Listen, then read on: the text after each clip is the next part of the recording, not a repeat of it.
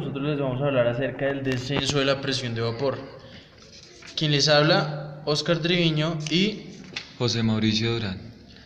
Bueno, para introducirlos un poco más en el tema, cuando un soluto y un solvente dan origen a una solución, la presencia del soluto determina una modificación de estas propiedades con relación a su estado normal en forma aislada. Bueno, aquí tenemos términos básicos en la química, los cuales son el soluto, que es la sustancia que encontramos en menor proporción, el disolvente o solvente, que es aquella que encontramos en mayor proporción, y encontramos acá una solución o disolución, la cual utilizamos para disminuir concentraciones. Bueno, las propiedades de una solución encontramos dos, las cuales son constitutivas y coligativas. En las constitutivas son aquellas que dependen de la naturaleza de las partículas disueltas. Un ejemplo de estas puede ser la viscosidad, la densidad o la conductividad eléctrica. Las propiedades coligativas son aquellas en las que nos vamos a basar más en esta presentación. Estas dependen del número de partículas disueltas en una cantidad fija de disolvente y no de la naturaleza de estas partículas. Esta depende únicamente de la concentración en una disolución. Un ejemplo de estas es de lo que estamos hablando, que es el descenso de la presión de vapor. Otro ejemplo es el aumento del punto de ebullición, la disminución del punto de congelación o la presión osmótica, que es otro tema.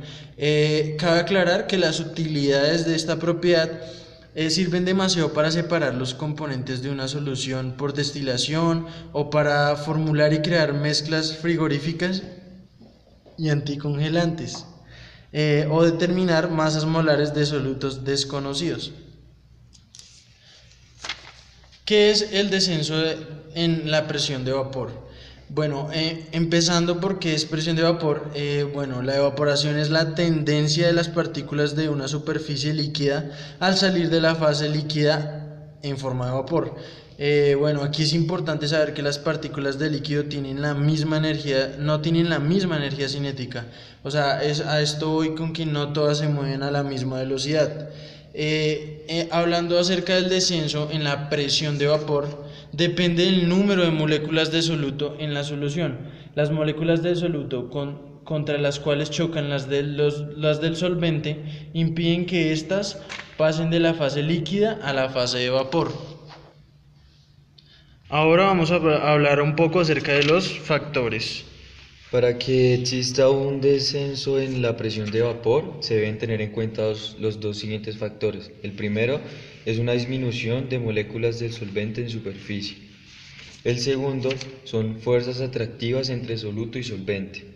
Bueno, ahora vamos a hablar de uno de los personajes más importantes en nuestro tema, que fue el descenso en la presión de vapor, ya que él fue quien creó la principal ley, que es la ley de Raoult, que utilizamos actualmente para todo este tema en el descenso de la presión de vapor. Bueno, tenemos aquí a este personaje, el cual es llamado Francois-Marie Raoult, quien nació en Francia el 10 de mayo de 1830 y murió el 1 de abril en Francia de 1901. Este fue un químico y físico francés conocido por la ley que lleva su nombre, la ley de Raoult, y la que establece una relación entre la presión de un vapor de un componente puro y su presión parcial en una disolución.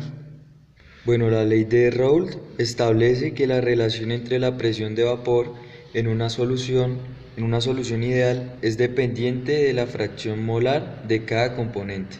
La ley de Raoult nos dice que la presión de vapor del componente I en la mezcla es igual a la presión de vapor del componente I puro por la fracción molar del componente en la disolución. Otro aporte que nos dio Francois Raoult fue que la presión parcial ejercida por el vapor del disolvente sobre una solución ideal es el producto de la fracción molar del disolvente en la solución y la presión de vapor del disolvente puro a la temperatura dada. En conclusión, las moléculas de la fase gaseosa que chocan contra la fase líquida ejercen una fuerza contra la superficie del líquido, fuerza a la cual denominamos presión de vapor, que se define como la